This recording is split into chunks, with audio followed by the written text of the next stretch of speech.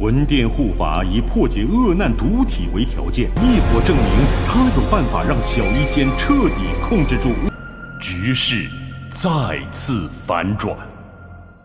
Lúc này, nhìn đối phương chớp mắt, Tiểu Y Tiên quyết định lao lên, thế nhưng ở phía sau nàng, đám thủ hạ lại có hành động kỳ lạ. Kết thành trận hình, bọn chúng liền hướng về phía Tiểu Y Tiên công kích. Rất may, đúng vào khoảnh khắc Tiểu Y Tiên không có đề phòng, thì ở phía xa, Tiêu Viêm đã liền lao tới, sau đó đập bay đi đòn công kích kia, cứu nguy cho Tiểu Y Tiên.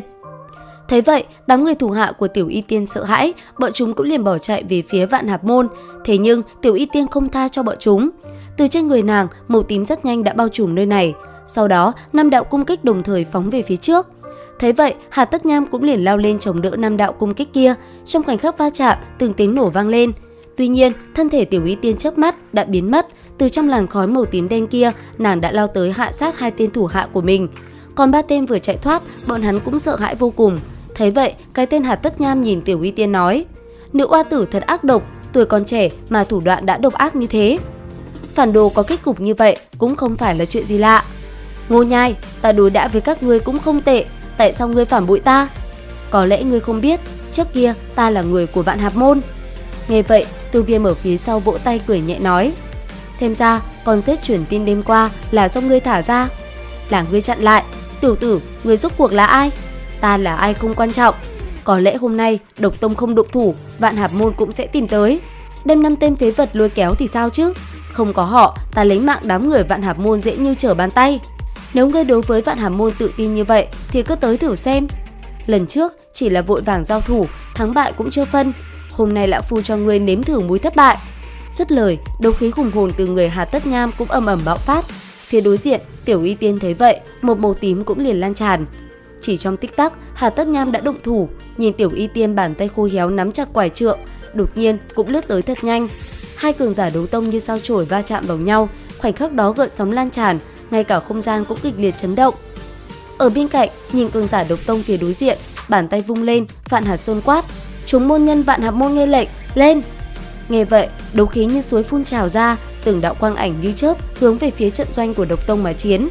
Đại trình hỗn loạn cứ như vậy được mở ra, trên bầu trời nhất thời cũng náo nhiệt hẳn lên, âm thanh năng lượng nổ vang không dứt bên tai. Riêng Tiêu Viêm, anh ấy bị Ngô Nhai cùng Vạn Hạt Sơn vây công hết sức quyết liệt, vừa đánh, hai tên kia thanh âm vừa vang lên quát: "Tiểu tử, bị ta vây công thì chỉ có thể trách số ngươi không tốt thôi. Nếu đã tự mình tới thì ta cũng cho các ngươi tọa nguyện." Dứt lời, Tiêu Viêm liền thi triển Thiên Hỏa Tam Huyền Biến, cầm huyền trọng xích, anh ấy như tia chớp cùng hai tên kia va chạm. Mỗi lần hai bên đánh vào, từng làn sóng năng lượng lại ầm ầm bạo phát, hai bên hiển nhiên là giao chiến vô cùng ác liệt. Sau một hồi, Ngô Nhai đột nhiên thấp giọng nói: "Cẩn thận, tiểu tử này đã sử dụng bí pháp để tăng cường sức mạnh, đợi một lát hắn sẽ suy yếu." Nghe vậy, tên cường giả tứ tinh đấu hoàng kia gật đầu, ánh mắt hung dữ liếc qua người Tiêu Viêm và giao thủ. Khẽ cười nhẹ, thân thể rung lên, Tiêu Viêm nhanh chóng xuyên qua Ngô Nhai đến trước mặt tên tứ tinh đấu hoàng, cầm huyền trọng xích trong tay, anh ấy liền bổ mạnh xuống chấn bay tên kia. Chưa hết, một đòn Bắc Cực Băng đã liền đánh ra, đập mạnh hắn ta xuống đất. Cứ như thế, bằng vào hai chiêu, Tiêu Viêm đã sớm lấy mạng một gã đấu hoàng. Sau đó, hướng về Ngô Nhai, Tiêu Viêm liền vọt đi, trên miệng cười nói: "Cũng nên nhanh chóng thu thập ngươi thôi." Nghe vậy, Ngô Nhai mặt biến sắc, ngay lập tức hắn cũng liền dùng ra chân thân của mình. Nhất thời, chỉ trong tích tắc, tên kia đã liền điều khiển hư ảnh khổng lồ lao về phía Tiêu Viêm. Thấy vậy, Tiêu Viêm cũng lập tức thi triển Khai Sơn ấn. Giữa không trung, một màu xanh cuồng bạo ầm ầm cũng liền bạo phát. Chỉ trong tích tắc, theo bàn tay Tiêu Viêm đánh ra, thủ ấn liền lao về phía trước. Trong khoảnh khắc va chạm, tiếng nổ trầm thấp vang vọng khắp bầu trời, từng luồng năng lượng gợn sóng giống như thực chất khuếch tán ra xung quanh. Con ngô công kia bị phá nát, thủ ấn đánh trúng người Ngô Nhai, khiến thân thể hắn ta bị nhấn chìm trong một màu xanh huyền bí. Khi khói bụi qua đi, thân thể Ngô Nhai bị bắn mạnh xuống mặt đất, thân thể bị suy kiệt nghiêm trọng và mất đi sức chiến đấu. Giờ đây, cường giả ở hai phía kinh ngạc nhìn Ngô Nhai trọng thương mà rơi xuống đất, trong phút chốc, trong lòng đều trào dâng một nỗi sợ hãi khôn lường. Trên bầu trời, khẽ nuốt vào một viên đan dược, Tiêu Viêm liền khôi phục lại đấu khí, sau đó đánh ra công kích về phía Ngô Nhai. Trong khoảnh khắc đó, khi công kích trúng người, Ngô Nhai cứ thế bỏ mạng. Thế nhưng phía sau, Vạn Hạt Sơn với hư ảnh khổng lồ đã lao tới. Chỉ trong tích tắc, cây thiết côn đã lao về phía Tiêu Viêm. Thấy thế, Tiêu Viêm cũng liền tránh né, thân thể lộ vài vòng giữa không trung. Thấy vậy, tên kia trầm giọng quát: "Tiểu tử, có gan thì xưng tên ra, đừng giống như bọn chuột nhắt giấu đầu lòi đuôi như thế."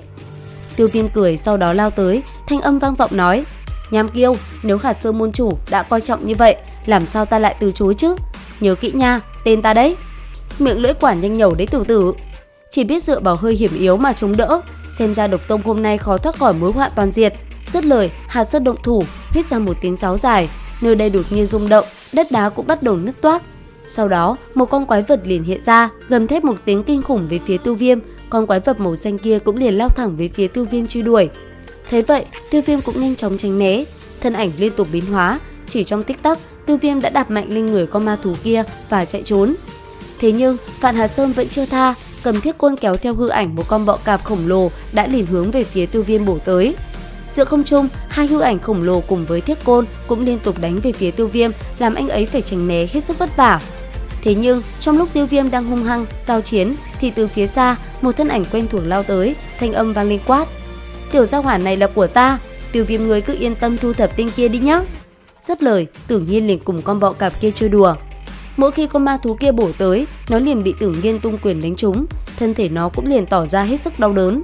Lúc này, Tử Nghiên như chơi đùa, thân thể nhỏ xinh lại không trung như quỷ mị xuyên qua xuyên lại, tránh thoát toàn bộ những công kích cuồng bạo kia. Cuối cùng, Tử Nghiên bàn tay ngưng tụ lực lượng, một quyền tung ra, nàng liền đấm thẳng về phía trước, chầm bay con bọ cạp kia đi. Một vụ nổ ầm ầm bạo phát, con bọ cạp đập mạnh vào vách đá, lồm cồm bò dậy, nó lại một lần nữa hướng về phía Tử Nghiên. Nhìn lên hai thân ảnh lớn nhỏ hoàn toàn đối nghịch trên trời cao kia, Tiêu Viêm cũng nhịn không được mà phì cười, thanh âm vang lên nói: "Hà Sơn môn chủ à, xem ra trấn tông ma thú của các người có chút yếu đuối. Tiểu tử, đừng có mà đắc ý quá vội, đợi xem ai là người có thể cười cuối cùng. Vạn Hà môn ngươi chắc không thể duy trì kháng cự được bao lâu nữa rồi." Nghe vậy, tên kia tức giận, ngay lập tức hắn ta liền lao về phía Tiêu Viêm chiến tiếp. Trọng Xích và Lam Côn lại thêm một lần nữa đụng thẳng vào nhau, phát ra khí lãng chấn lùi cả Tiêu Viêm lẫn Hạt Sơn. Ở phía xa, cuộc chiến cũng vô cùng quyết liệt, trên người tên gia hỏa Hà Tất Nham đã nổi lên một tầng giáp xác màu đỏ. Lúc này, nhìn hắn ta như một con bọ cạp, liên tục dùng hai cái cẳng của mình lao về phía Tiểu Y Tiên và cùng nàng giao chiến. Có thể nói, cuộc chiến giữa hai người mới là kinh khủng. Mỗi lần va chạm, không gian nơi này lại bị chấn động, không khí bị xé rách. Trường kiếm cùng bọ cạp liên tục va chạm, kinh khí vì vậy cũng khuếch tán khắp nơi, làm cuộc chiến giữa hai người càng trở nên căng thẳng. Thế nhưng đang đánh, đột nhiên thanh âm ông ta vang lên nói: "Hà Sơn, mau đem tín hiệu triệu hoán người kia ra mau." Nghe vậy, Hà Sơn chợt ngẩn ra, ngay lập tức hắn ta liền phát tín hiệu và chỉ trong tích tắc, một đoàn hắc vụ đã xuất hiện. Thấy vậy, Tiêu Viêm cười nhẹ nói: "Rốt cuộc cũng chịu hiện thân rồi sao?" Ở phía xa, Tiểu Y Tiên cũng dừng lại, nàng cảm nhận hồn điện đã tới. Và quả nhiên, chỉ trong tích tắc, tên cường giả của hồn điện đã chậm rãi hiện ra.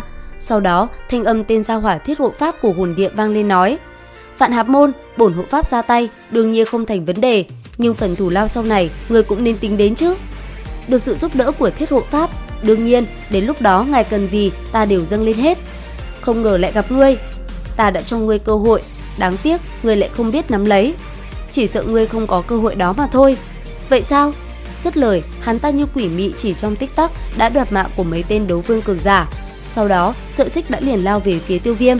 Thế nhưng cũng đúng vào lúc đó, Mị Đỗ Toa lại từ đâu xuất hiện, sau đó đánh bay những sợi xích kia đi. Chứng kiến chuyện này, toàn trường bỗng rơi vào im lặng. Đến đây thì hết tập 71/5 Đấu Phá Thương Khung. Xin chào và hẹn gặp lại các bạn ở những video tiếp theo.